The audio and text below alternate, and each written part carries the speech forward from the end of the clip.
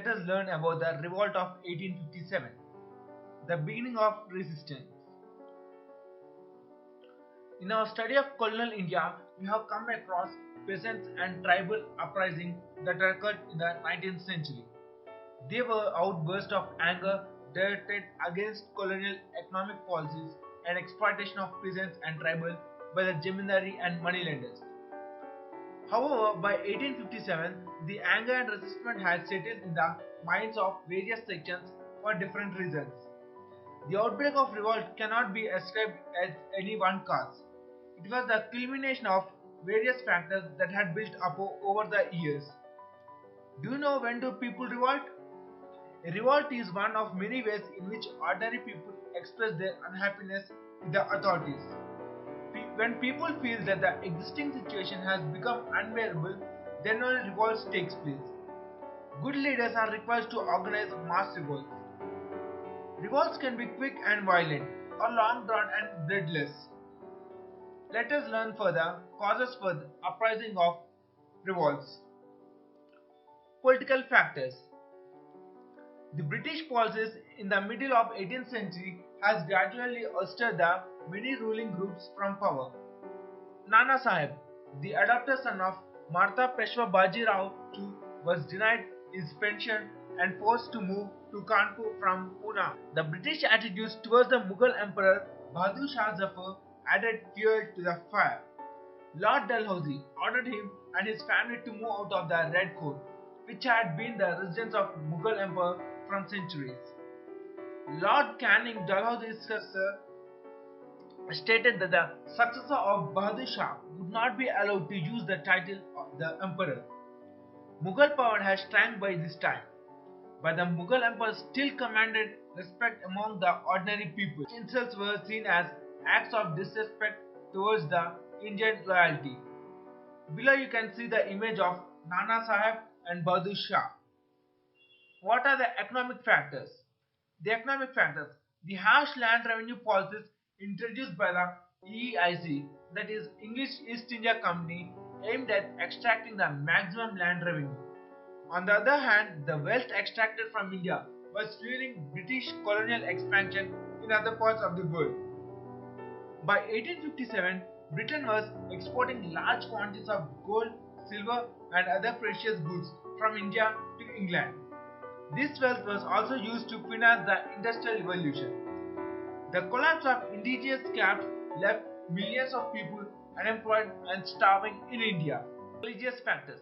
Many Indians came to believe that British intended to convert them to Christianity forcibly. This was in part due to enthusiastic missionary activities of the British.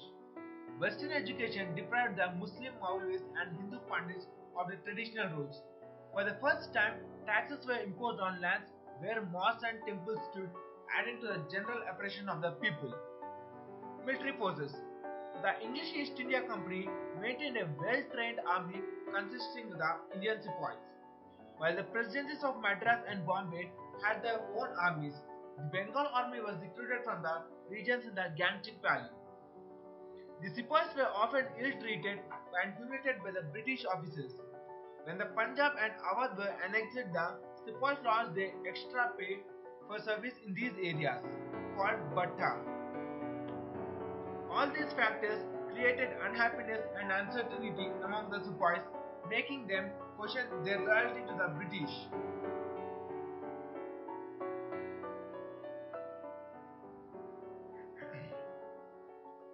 Let us now learn about the immediate causes of the revolt of 1857.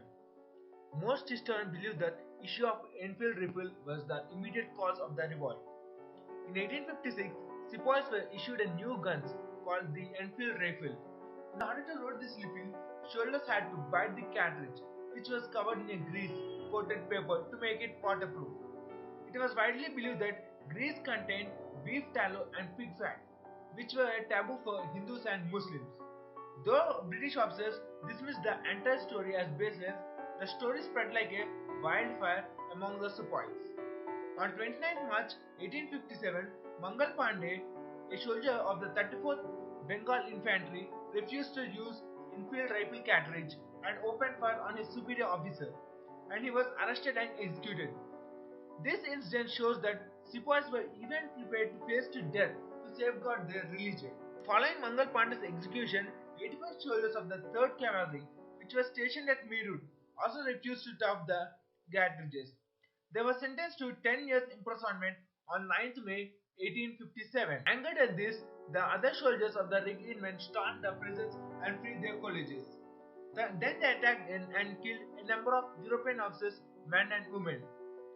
Then the soldiers then marched towards Delhi, which was the Mughal capital and symbolic Indian power. Delhi. The rebels reached the Red Fort in Delhi on 11th May. Bahadur Shah Jafar, the last Mughal ruler, was forced by the rebels to proclaim himself as the Emperor of India.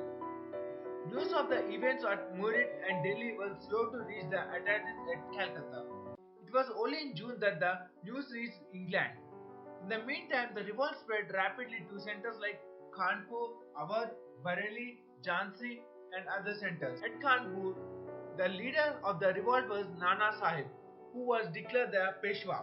He was assassinated by Tantia Tope. The events at Kanpur proved decisive in the course of the revolt.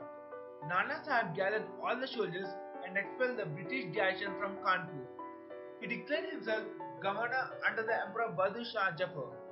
Nana Sahib in turn agreed to provide safe passage in Europe to Allahabad. There is a lot of controversy about the events which took place on the bank of Ganga on June 27, when the British women and children were leaving Kanpur for Allahabad. However, these boats were fired upon as they were leaving. This led to the widespread of anti-Indian sentiment in Britain.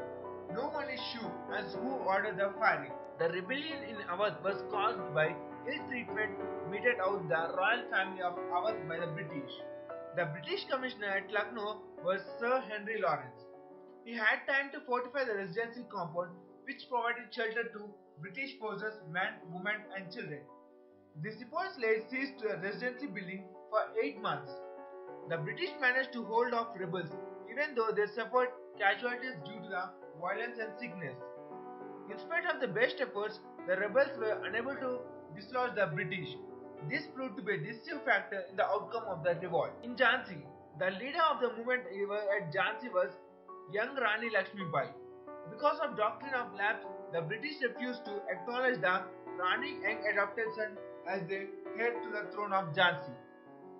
By June 1857, the company has lost control over the most parts of Jhansi. However, by 1858, the company troops managed to recapture Jhansi. Rani Lakshmi Bai was killed on the battlefield in the Second Battle of Gwalior. Tantia Tope and his followers carried on guerrilla warfare against the company troops for some time before he was captured and executed by the British. Now let us see the movements at some other. The uprising also spread to other areas. At Arha, which is in Bihar, the rebels were led by Kuwar Singh. Sepoys in Bareilly were led by Khan Bahadur Khan, a pensioner of the British government. Suppression of the revolt.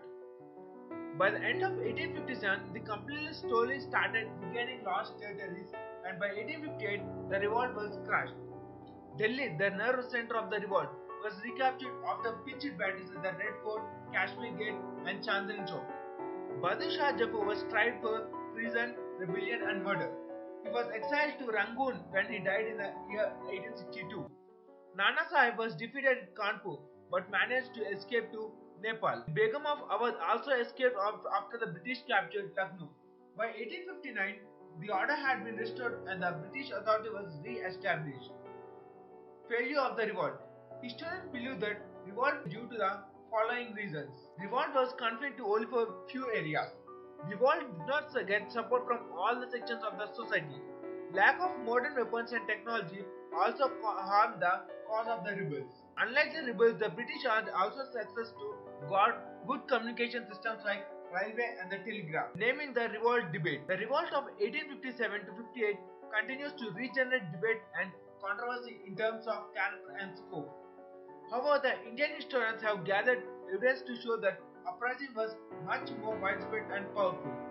Some feel like the appropriate name for the events of 1857 is the First War of Indian Independence, as it was the first widespread uprising against the British rule.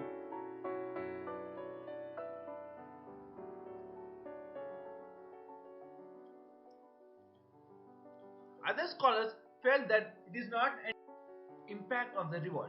The revolt saw an end of company of rule in India. By the Government Act of India 1858, the company was formally dissolved and the administration of India was taken over by the British Crown. The Indian office was created to handle the governance and administration of the country. The Governor General was henceforth to be called the Viceroy and was responsible for the implementation of policies formulated by the Indian office. The right of Indian rule were recognized.